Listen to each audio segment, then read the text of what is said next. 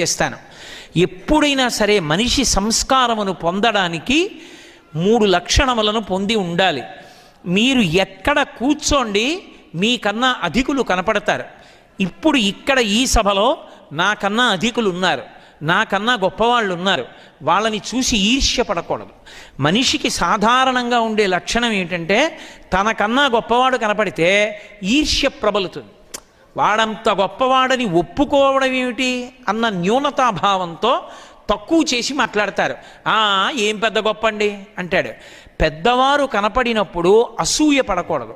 పెద్దవారు కనపడినప్పుడు తనకన్నా గొప్పవారు కనపడ్డప్పుడు, తనకన్నా బాగా మార్కులు వచ్చేవాడు కనపడితే, తనకన్నా బాగా చదువుకునేవాడు కనపడితే పరమ మర్యాదతో వాడికి నమస్కరించి, వాడి దగ్గర వినయంతో వాడిని అభినందించి, ఒరే బాగా చదువుకుంటున్నావురా, నేను చదవలేకపోతున్నాను అంతలా, నువ్వు ఎంత కష్టపడుతున్నావు